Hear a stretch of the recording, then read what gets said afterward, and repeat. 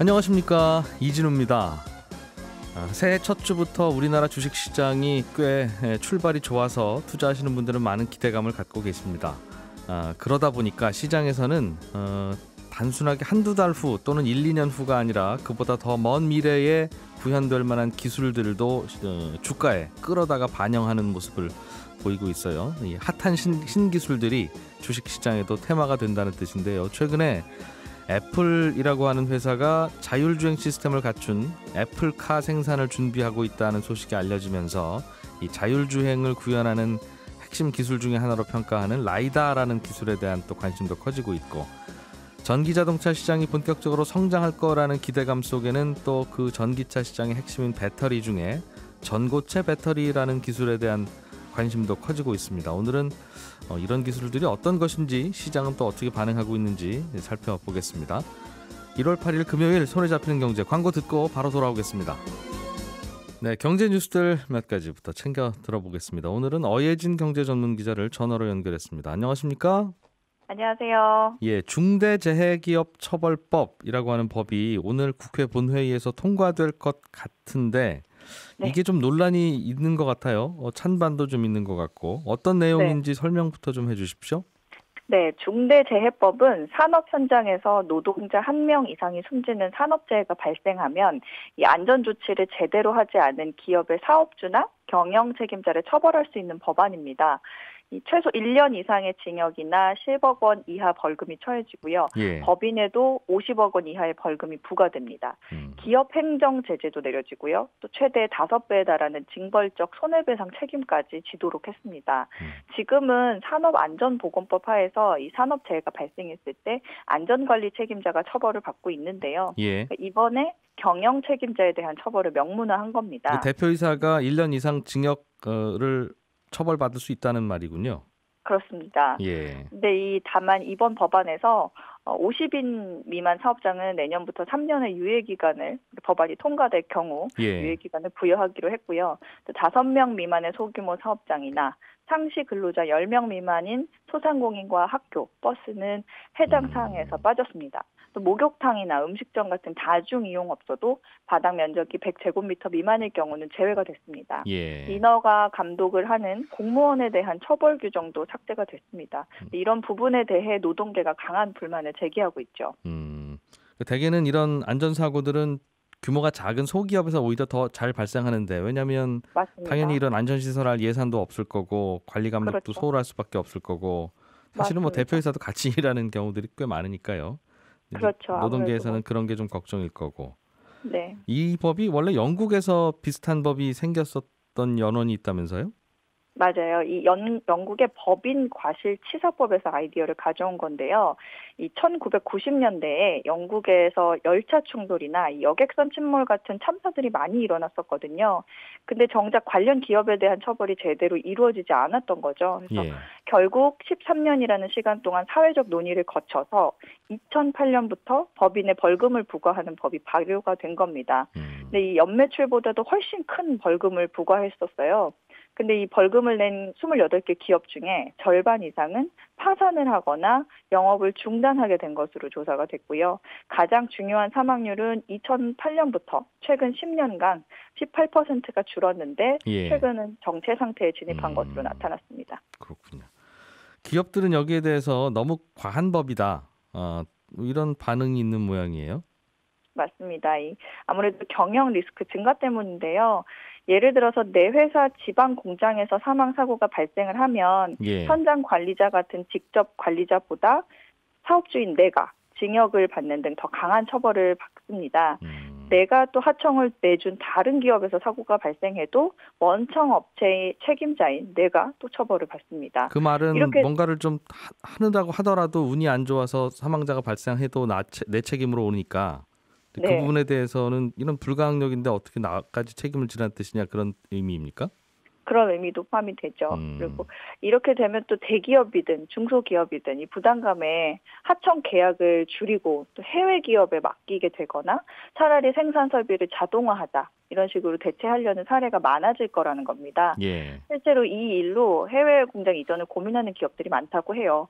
현재 국내 제조업 중소기업 중에 수급을 받아서 일을 하는 기업의 비중이 40%가 넘는데요. 우려하는 상황이 벌어질 경우 결말은 도산이다 이런 입장입니다. 근데 이게 근본적으로는 현장에서 네. 일하다가 다치거나 사망하는 분들을 좀 줄여보자는 취지라서 뭔가를 좀 하기는 해야 될 텐데 네. 그럼 산업계에서는 이대로 그냥 둡시다는 아닐 거고 뭐 이번 법에 대해서는 어떤 다른 대안이나 제안이 좀 있어요? 일단은 사후 처벌보다는 사전 예방에 집중할 수 있도록 좀 지침과 시간을 달라 이런 주장입니다. 예. 그리고 일단은 법안에서도 단 한 번의 사망 사고가 나면 이 처벌을 받도록 돼 있는데 이 다수의 사망자가 반복해서 발생한 경우 정말 사업장에 문제가 있는 경우로 수정을 해달라 이렇게 요구를 하고 있습니다. 그러니까 뭔가 좀 잘 관리가 안 되고 해서 저기는 또 저렇게 사고 날 게 뻔해라고 하는 정도의 관리가 안 되는 사업장을 처벌하는 건 좋은데 네. 이런 것들이 되게 이제 우연히 발생하기도 하고 사고라고 하는 게 운이 나쁘면 또 생기기도 하는 거니까 그런 것까지 처벌하면 안 되지 않느냐는 얘기군요. 그렇죠. 그리고 사업주가 지켜야 될 의무 규정을 좀 구체적으로 명시해 달라. 의무 다하고 노력했는데도 고의적 중과실이 없으면 면책받을 수 있게 해달라 이렇게 목소리를 내고 있는 거죠. 예, 지금 법은 일단 사망자 발생하면 1년 이상 징역 이렇게 되어 있는 모양이네요.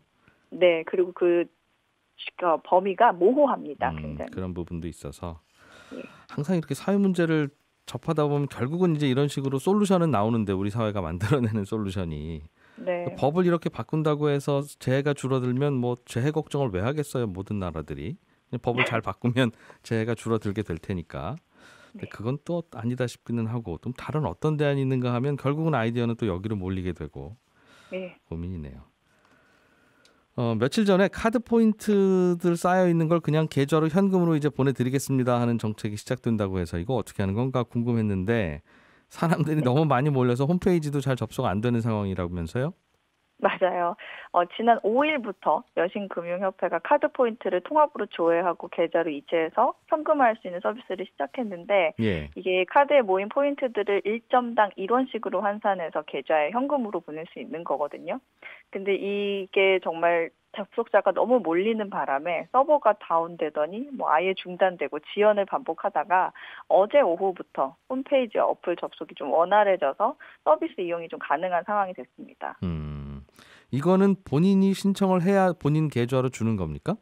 맞습니다. 본인이 이제 그 홈페이지나 어플을 통해서 포인트 금액을 확인을 하고요. 이 어떤 포인트를 내 계좌로 현금으로 전환을 하겠다라고 설정을 해야 이게 계좌로 들어오는 겁니다.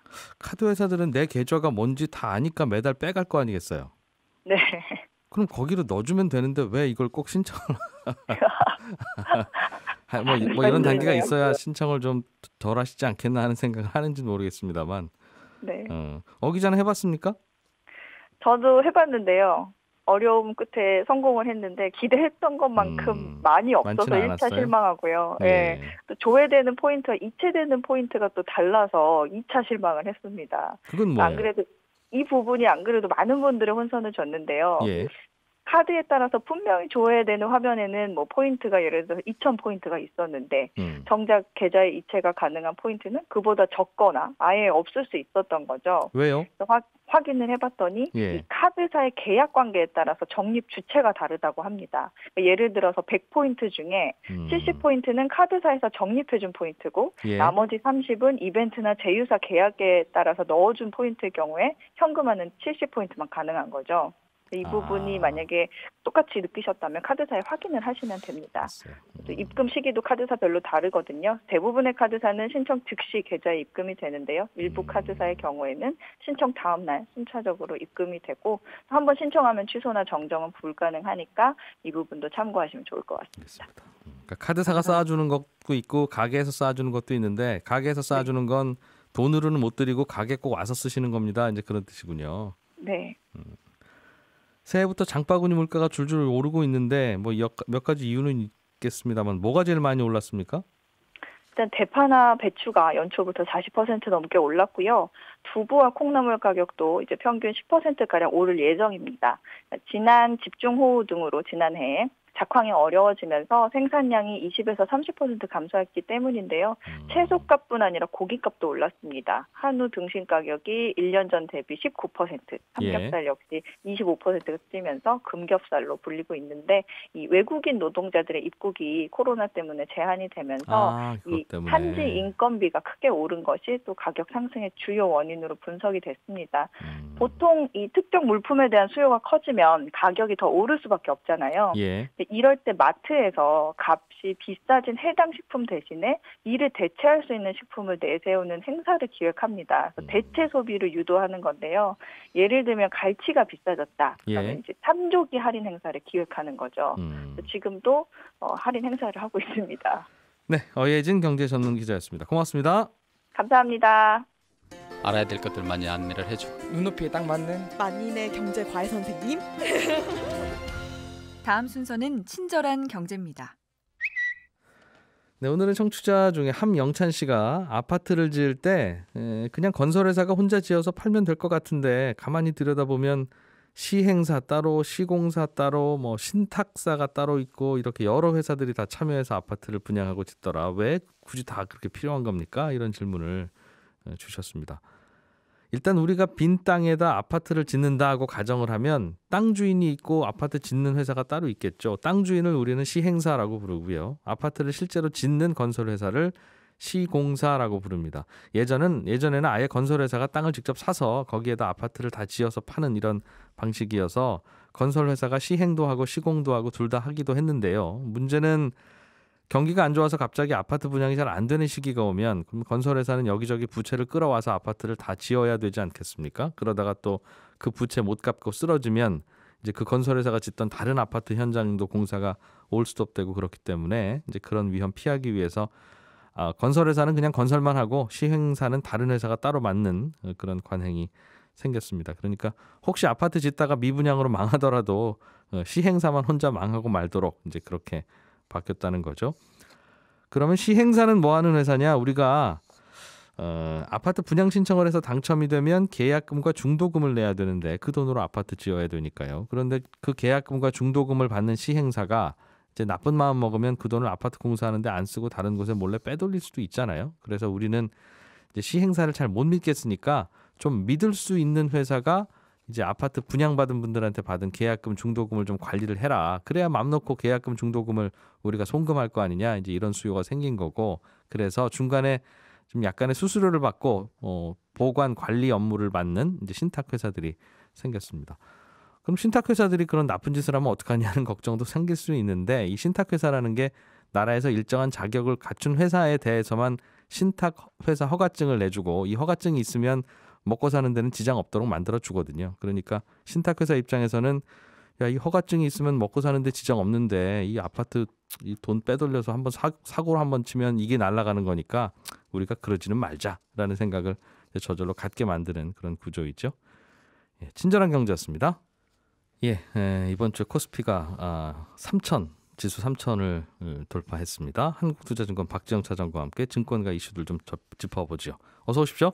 네, 안녕하십니까. 드디어 3천 포인트를 넘어섰습니다. 네, 뭐 개인의 힘으로 13년 만에 앞자리가 바뀌었습니다. 2천 포인트를 돌파한 게 2007년이었는데, 예. 3천 포인트 돌파한 게 2021년 13년 만에 3천 포인트 도달을 했고요. 예. 작년부터 어제까지 개인이 50조 가까이를 순매수를 했습니다. 그래서 시장 상승에 주도적인 역할을 했고요. 삼성전자를 압도적으로 많이 샀고 현대차, 네이버 이런 우량주들을 사면서 지수 상승에 아주 혁혁한 공을 세웠다라고 볼 수 있습니다. 예.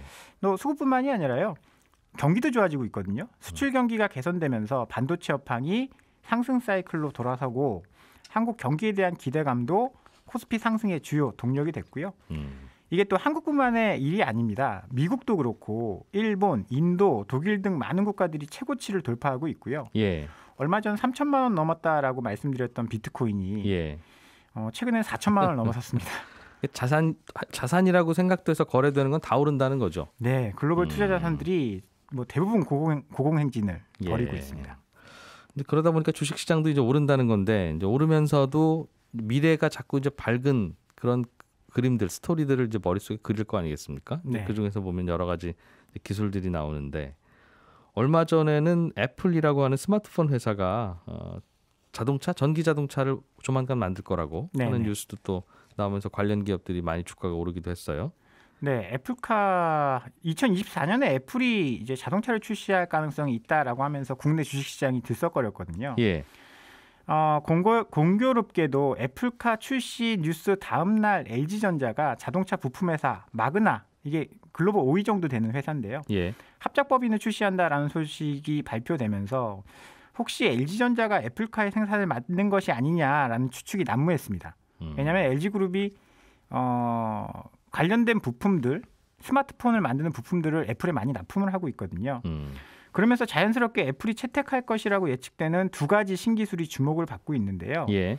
전고체 배터리와 라이다라는 기술입니다. 전고체 배터리는 배터리일 텐데 일반 배터리랑 뭐가 다릅니까?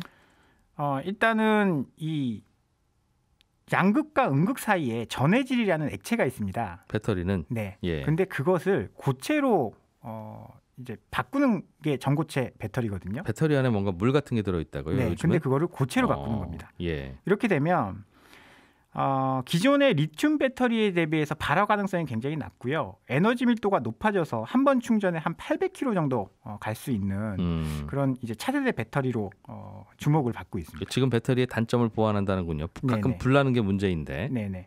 이게 액체가 꿀렁꿀렁하다 보니까 불이 나나 봐요. 그렇습니다. 일단 배터리 내부에 전해질이라는 액체가 있는데요. 네. 이게 액체라서 분리막으로 막아놓습니다. 예. 이게 분리막이 손상돼서 이 섞이지 않아야 될 액체가 섞이면 불이 나게 되는 거거든요. 얼마 전에 테슬라 자동차 불이 났다는 뉴스도 이제 한번 접하셨을 텐데요. 예. 이게 굉장히 위험성이 높아서 이걸 고체로 만들어 보자라는 겁니다. 그래서 고체 전해질을 사용하면 문제가 뭐냐면요. 그 안에 들어가 있는 이온의 움직임이 둔해집니다. 물에 있는 것보다는 네. 예. 이온이 빨리빨리 움직여야 배터리의 전기가 잘 흐르는데 네. 액체를 쓰면 빨리 흐르지만 불안하고 불이 날 가능성이 있고 예. 고체를 쓰면 안전하긴 한데 안전하기만 하고 배터리 성능은 좀 떨어지게 됩니다. 이제 아직 이 문제를 해결하고 있지 못하고 있는데요. 그런데 애플은 만들 거다 그 말입니까? 애플이 만들 수도 있고 예. 어떤 뉴스가 있냐면 전고체 배터리를 폭스콘이라는 회사가 2024년까지 상용화하겠다라고 네. 발표를 했습니다. 예. 공교롭게도 이제 애플카 출시와 연도가 겹치는데요. 이 폭스콘이라는 회사는 아이폰의 생산을 담당하고 있는 예. 그런 이제 서로 관련이 굉장히 깊은 회사거든요. 그러다 보니까 애플이 전고체 배터리를 쓸 것이다라는 루머도 도는 거고요. 예. 폭스콘뿐만 아니라 다른 많은 기업들이 이 전고체 배터리를 개발을 하고 있습니다. 도요타와 파나소닉, 이 자동차 전용 전고체 배터리 생산을 위해서요. 프라임 플레이 에너지 앤 솔루션이라는 회사를 설립을 했고 독일의 폭스바겐은 퀀텀 스케이프, 이 퀀텀 스케이프라는 회사가 최근에 서학개미들한테 인기가 굉장히 높습니다. 12월 한 달 동안 2배가 올랐거든요. 2배도 오르다가 네. 또 많이 떨어지기도 하다가 맞습니다. 그러더군요. 네. 예. 이 회사와 폭스바겐은 2025년까지 양산 라인을 구축하기로 했고 작년 5월에는 삼성전자의 이재용 부회장과 예. 현대차 정의선 수석 부회장이 회동을 갖고 이 전고체 배터리 기술 개발 관련된 사업 협력 방안을 논의한 적이 있습니다. 이 전고체 배터리라고 하는 게 고체인데 전부 다 고체다 이 말이군요. 전고체. 맞습니다. 네. 그러니까 중간에 액체 안 들어있는 배터리. 네, 안정성을 높이고 효율을 높인. 한 번 충전하면 오래 갈 수 있다는 거니까. 이론상으로는 800km를 갈 수 있다라고 합니다. 그러니까 이제 자주 충전해야 되는 전기차의 유일한 불편함을 해소하니까 이게 참 중요한 기술인데 그게 잘 만들어질 거냐 이건 관건이다 이 말이군요. 맞습니다. 또 어떤 기술이 각광받고 있어요? 또 이제 자율주행의 가장 핵심 기술이라고 보여지는 라이다 기술. 이 라이다라는 것은요. 네. 빛을 뜻하는 라이트와 레이더의 합성어입니다. 일단 레이더 같은 경우에는 전파를 발사해서 거리나 속도를 측정하는데요. 네. 라이다는 레이저를 발사해서 주변 환경을 3차원 모형으로 구형합니다. 그게 더듬더듬하면서 이제 자율주행할 수 있다는 거군요. 그렇죠. 예. 그래서 자율주행의 핵심이 되는 기술이라고 볼 수 있는데요. 박쥐가 원래 그렇게 레이더 같은 거 쏘고 다닌다면서요? 그렇죠. 예. 그래서 로이터 통신에 따르면 애플이 자율주행차 생산에 필요한 라이다를 외부 업체로부터 공급받는 방안과 자체 개발한 라이다를 적용하는 방안을 동시에 고민하고 있다라고 전했는데요. 일단 라이다 쓴다는 거네요, 그럼. 그렇죠. 근데 재밌는 건 자율주행의 선두를 달리고 있는 테슬라. 네. 테슬라의 앨런 머스크는 라이다에 대해서 비싸고 불편하다라고 평가하면서 자기네들은 이제 전방 레이더와 초음파, 카메라 개발로 라이다가 하는 기능을 대신할 수 있다라고 주장을 했습니다. 일단 이유는 가격이 비싸거든요. 라이다가 처음 개발됐을 때는 한 8천만 원 정도 했습니다. 그냥 차값이었죠. 아, 라이다 자율주행을 하려면 붙여야 되는 그 기계가. 네. 근데 지금 이제 한 10분의 1 가격으로 떨어졌다라고 하지만 800만 원씩 하거든요. 네. 여기다가 이제 라이다를 쓰면 복잡한 작업 때문에 전기나 메모리 용량을 많이 잡아먹는다라고 해요. 전기차에서 전기를 많이 잡아먹으면 뭐 불편하지 않겠습니까? 어찌됐든 간에 애플카에 대한 기대감이 커지면서 애플카와 관련된 기술도 주식시장에서 많이 관심이 커지고 있고요. 게다가 다음 주에 CES가 열립니다. 이게 국제전자제품 박람회인데, 박람회. 네. 이거 뭐 코로나 때문에 열릴 수나 있을지는 모르겠어요. 온라인으로 하죠. 네. 예. 그런데 뭐 여기서 이제 뭐 가전제품만 소개하는 게 아니라 이제 IT의 신기술들이 나오는데요. GM의 메리바라 CEO가 전기차에 대해서 개막 기조 연설을 합니다. 이게 이제 올해의 트렌드가 어떻다라는 걸 여기서 예측을 해볼 수 있거든요. IT 업계의 키워드가 요즘엔 전기차라 이 말이군요. 그렇죠. 예. 여기다 이제 라이다 개발을 진행하고 있는 인텔의 자회사 모비라이라는 회사가 있습니다. 이 회사의 CEO 연설도 주목을 받고 있고요. 그래서 이제 신기술 자동차에 대한 관심은 아마 다음 주까지도 계속 이어질 가능성이 높아 보입니다. 이게 CES라는 박람회가 매년 이맘때쯤 열리면 그때 뭐 꽤 관심을 받는 경우도 있고 뭐 그냥 넘어가는 경우도 있고 그런데 요즘은 주식시장이 워낙 뜨거워서 아마 여기서 발표되는 관련 기술과 관련한 조금이라도 관련이 있는 업체는 또 주가가 들썩들썩 할 거예요. 예. 한국투자증권의 박재영 차장이었습니다. 고맙습니다. 감사합니다. 네, 손에 잡히는 경제는 여기서 마무리하고요. 또 토요일인 내일은 평소보다 조금 이른 시각인 8시 5분에 인사드립니다. 고맙습니다.